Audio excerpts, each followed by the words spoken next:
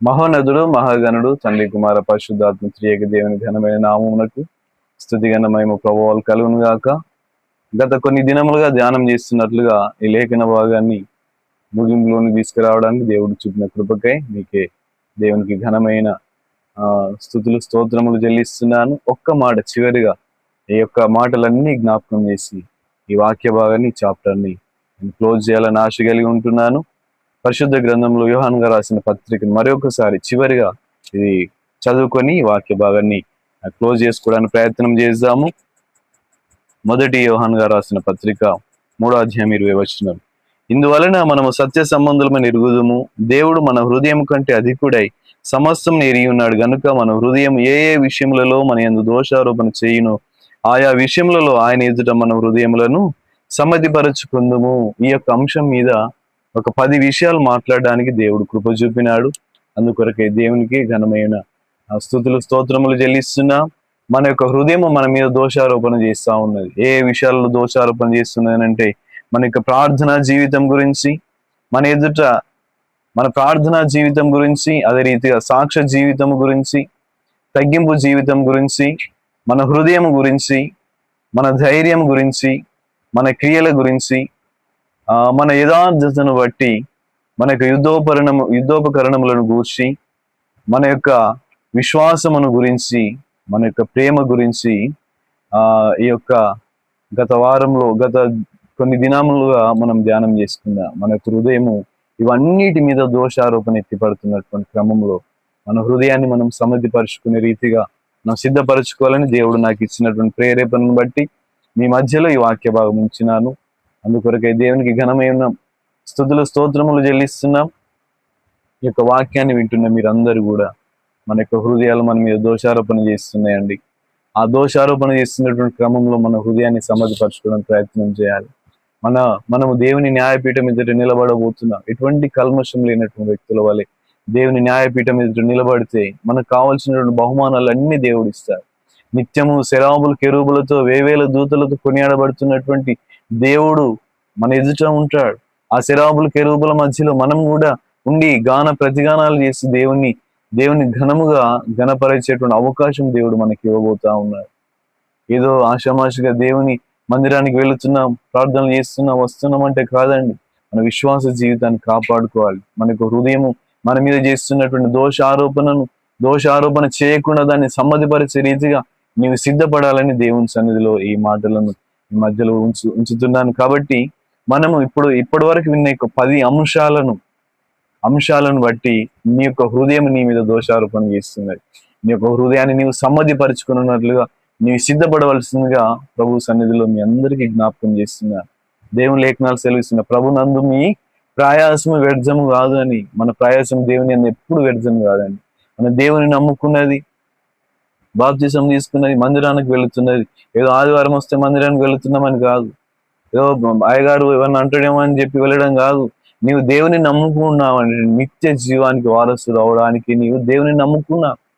ఈ లోకంలో నీవు భక్తి జీవితం చేస్తున్నావు. ఆ భక్తి దేవునికి ఇష్టమైనటువంటి భక్తి నీవు చేయాలి. ఆ రీతిగా నీవు సిద్ధపడాలి. మందిరానికి వెళ్ళడం రావడం కాదు. నీ యొక్క జీవితము దేవునికి ఇష్టమైనటువంటి రీతిగా ఉండడానికి ప్రయత్నం చేయాలి. అది భక్తి జీవితం.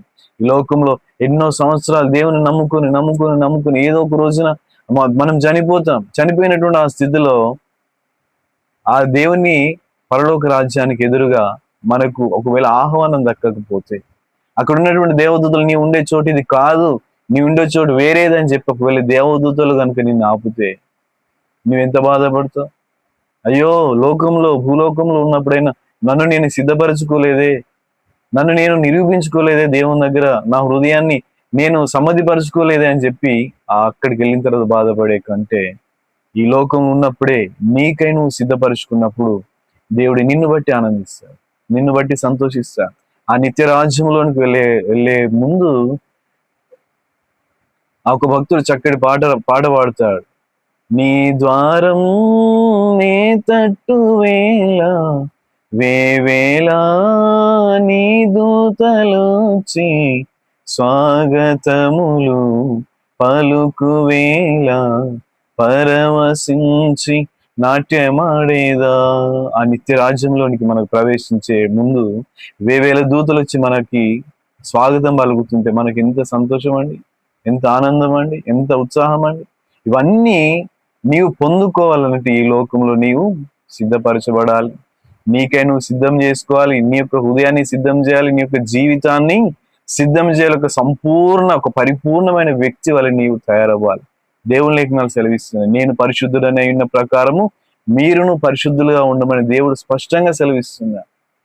దేవుని యొక్క వాక్యం ఎంతో విస్తారం ఉంటుంది, చెప్పుకుంటూ పోతే నా జీవితాంతం చెప్పినా కూడా అయిపోయినటువంటి దేవుని వాక్యము మన ఎదుట ఉన్నది, దేవుడు మన ఎదుట ఉంచాడు. కాబట్టి ఈ లోకంలో యాత్ర ముగించేంత వరకు దేవునికి ఇష్టమైనటువంటి బిడ్డగా బ్రతకడానికి ప్రయత్నం చేద్దాం. దేవుడు ఇచ్చిన ఒకే ఒక జీవితంలో నీవు దేవునికి ఇష్టమైనటువంటి బిడ్డగా బ్రతికితే ఆ నిత్య రాజ్యంలో నీకు చోటు దక్కుతుంది. దేవుడు కూర్చునేటువంటి సింహాసనం నీకు ఇస్తాడు. ఆ సింహాసనం మీద నీవు కూర్చోబోతా ఉన్నావు. అటువంటి నమ్మకం, విశ్వాసం నీవు కలిగి ఉండి దేవుని సన్నిధిలో దేవుని కొరకు కనిపెట్టి నీ యొక్క జీవితాన్ని దేవునికి ఇష్టమైన పాత్రగా నువ్వు మలుచుకోవాలని జ్ఞాపకం చేస్తుంది. చివరికి ఒక మాట, రోమీయులకు రాసిన పత్రిక 14వ అధ్యాయం 10వ వచనం. అయితే నీవు నీ సహోదరునికి తీర్పు తీర్చనేలా, నీ సహోదరుని నిరాకరింపనేలా మనమందరము దేవుని న్యాయపీఠం ఎదుట మనం నిలబడబోతా ఉన్నామండి. అప్పటి వరకు పోయేటువంటి సమయం వరకు మనల్ని మనం సిద్ధపరచుకొని దేవునికి ఇష్టమైనటువంటి బిడ్డలుగా బ్రతకాలని జ్ఞాపకం చేస్తూ ఈ యొక్క మాటలు ముగిస్తున్నాను.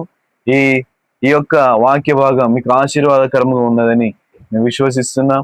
అదే రీతిగా మరికొన్ని ఇటువంటి ఆసక్తికరమైన సందేశాలు మీరు వినాలనుకుంటే మా యూట్యూబ్ ఛానల్ సబ్స్క్రైబ్ చేయండి. అనేకమైన వీడియోలతో, అనేకమైన సందేశాలతో, అనేకమైన మర్మంతో కూడినటువంటి వాక్య భాగాలను మీ మధ్యలో తీసుకొచ్చి ఇంకా మీ మధ్యలో అనేకమైన వాక్య పరిచయం జరిగించాలని నేను ఆశ కలిగి ఉన్నాను. కాబట్టి ఈ వాక్యం మీరు వినండి, అదే రీతిగా మీ బంధువులకు, స్నేహితులకు వినిపించండి. దేవుని చిత్తమైతే మరి యొక్క సందేశంతో మీ మధ్యలోనికి నేను రాబోతున్నాను. నా కొరకై, మా పరిచర్యల కొరకై మీకు అనుదిన ప్రార్థనలో జ్ఞాపకం చేసుకోవాలని ప్రభు సేవలో మీ దైవ సేవకులు మోతే ప్రశాంత్ కుమార్. అందరికీ వందనాలు.